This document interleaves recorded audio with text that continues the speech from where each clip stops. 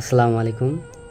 বাংলাদেশের যে পরিস্থিতিগুলো এখন দেখতে পাচ্ছি, তার মধ্যে সবচেয়ে বেশি ঘটনা ঘটতেছে পরক্রিয়া প্রেম।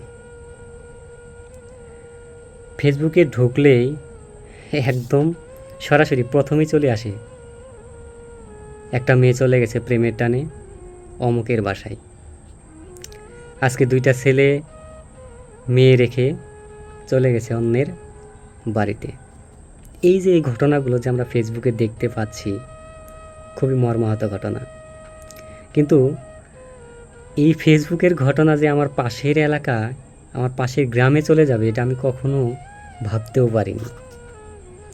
আমি বাসায় গিয়েছিলাম, যে ঘটনাটা শুনলাম, শোনার পর আমি সত্যি বলতে স্তব্ধ হয়ে গিয়েছিলাম যে একটা মেয়ে কীভাবে তার 2টা সন্তান, একটা 1.5 বছর বয়স আর একটা 2.5 বছর বয়স, এই 2টা সন্তান রেখে কেমনে সে অন্য একটা পুরুষের হাত ধরে তার স্বামীকে তালাক দিয়ে চলে যেতে পারে।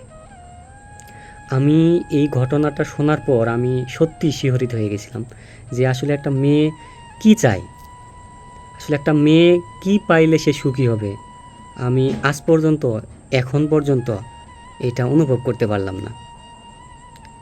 ছেলেটা মেয়েটাকে খুবই ভালোবাসতো, তাদের 2টা সন্তান আছে এবং খুব সুন্দরভাবেই দিন চলতেছিল। হঠাৎ করে সে একটা পুরুষের, ওই পুরুষটাও বিবাহিত, ওনার হাত ধরে চলে গেছে। এখন এই ছেলে ওই মেয়েকে নেওয়ার জন্য অনেক চেষ্টাই করতেছে। কিসের জন্য? তার 2টা ছেলে সন্তান আছে, এই সন্তানগুলোকে লালন পালন করতে হবে। যদি সে বিয়ে করতে পারবে অন্যভাবে, কিন্তু বিয়ের পর যে সন্তানগুলো তার মায়ের আদর পাবে না, বাবার আদর পাবে না, এই চিন্তা করে ওই ছেলেটা ওই মেয়েকে নিতে চাইছে। আপনি ভাবতে পারেন যে একটা মেয়ে তাকে ছেড়ে অন্য একটা পুরুষের কাছে চলে গেছে, সেই মেয়েকেই এই ছেলেটা নিতে চাইতেছে। কিসের কারণে? শুধুমাত্র তার সন্তানের কারণে, তার সন্তানরা যেন একটু ভালো থাকতে পারে, এই আশায় সে আবার ওই মেয়েকে নিতে চাইতেছে। কিন্তু আপনি তো মা, আপনি মা হয়ে 2টা সন্তানকে রেখে আপনার স্বামীকে তালাক দিয়ে কেমনে পারলেন আর একটা পুরুষের হাত ধরে চলে যেতে? আপনার কি একটু লজ্জা শরম কিছুই নেই? বেহায়া হয়ে গেছেন? আপনার এই রকম 2টা বাচ্চা রেখে অন্য একটা পুরুষের হাত ধরে চলে গেলেন। চারিত্রিক এতই সমস্যা হয়ে গেল আপনার। আপনার কি প্রয়োজন ছেলের কাছে চাইবেন?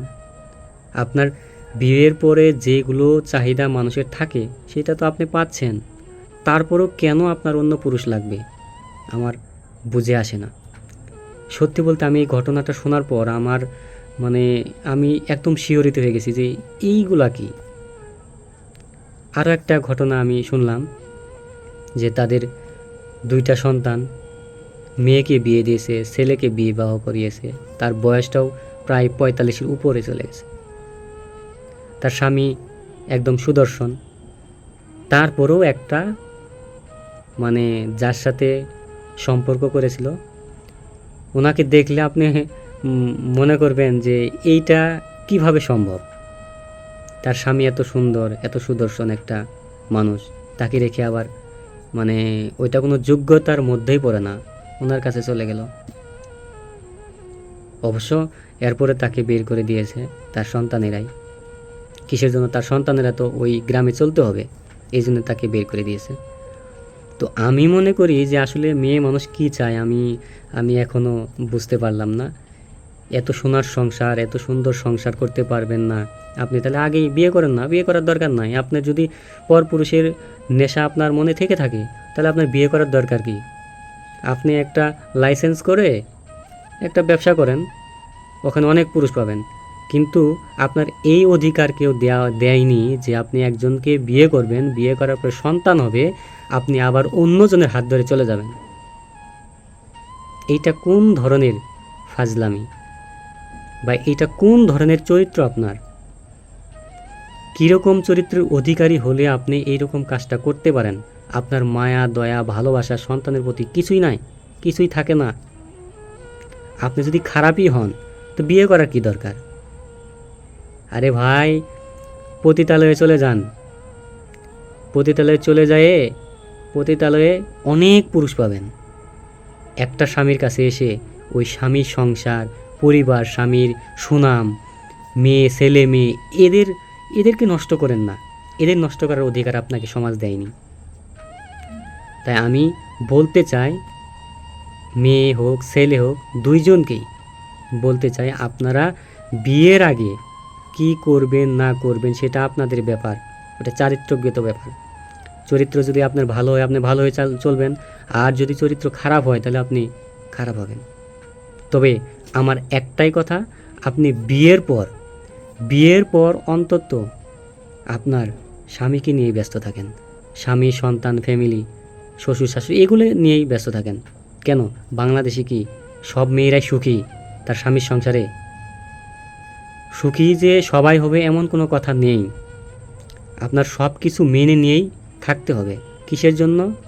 সবাই শুধু সুখ খুঁজে না, তারা অনেক কষ্ট বুকে চাপা রেখে তাদের সন্তানের জন্য শুধু কষ্ট করে যায়। কেন আপনি পারবেন না? আপনাকে পারতে হবে, কারণ এই সমাজটা নষ্টদের হতে দেবে না। আর যদি নষ্টদের হতে দেয় তাহলে সেটা পতিতালয়ে চলে যান। আপনি পতিতালয়ে থাকেন, আপনার যত চাহিদা সেখানে পূরণ করতে পারবেন। কিন্তু এমন একটা সমাজে বসবাস করে, বিয়ে করে, সেই পুরুষকে কষ্ট দিয়ে, ছেলে মেয়েকে কষ্ট দিয়ে, ছেলে মেয়েকে এতিম করে অন্য একটা পুরুষের হাত ধরে চলে যাবেন না। অনুরোধ করলাম আপনাদের।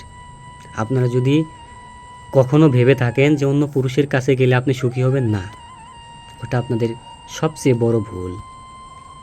ওইটা হয়তো বা আপনার চারিত্রিকগত একটা সমস্যা। আপনি কিন্তু ওখান থেকে আবার ফেরার চেষ্টা করবেন, কিন্তু ওই যে ফিরতে পারবেন না।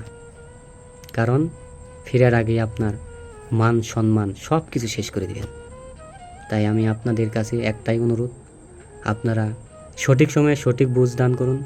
এবং আমি মনে করি এইটার জন্য একটা আইনগত ব্যবস্থা নেওয়ার দরকার।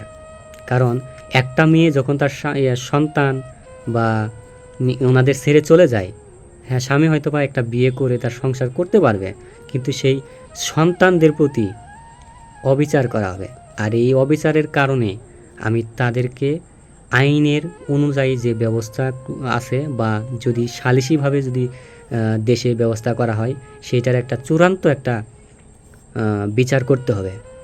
যে বিচার দেখে সমাজে নারীরা যারা বিবাহ করেছে আপাতত, তারা যেন কোনো পুরুষের হাত ধরে না চলে যায়, এবং কোনো পুরুষ যাতে কোনো মেয়ের বা ওই মহিলার দিকে না তাকায়, তার ফ্যামিলি রেখে অন্য একটা ফ্যামিলির দিকে কুনজরে না তাকায়, এমন একটা বিচারের করে দুর্দান্ত বিচার করতে হবে এবং দৃষ্টান্তমূলক একটা শাস্তির ব্যবস্থা করতে হবে।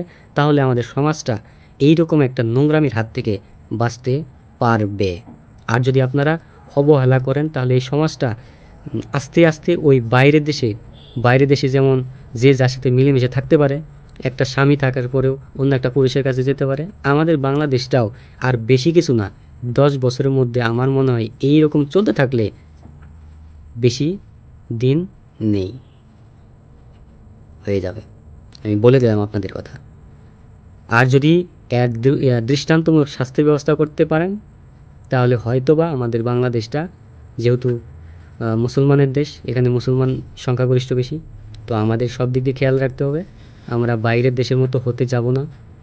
আপনাদের কাছে এটাই অনুরোধ আমার। আমি এই কথাগুলো বললাম আসলে কষ্ট থেকে। আমি গ্রামে গিয়েছিলাম, দেখলাম, এই জন্য এই কথাটা বললাম। আসসালামু আলাইকুম।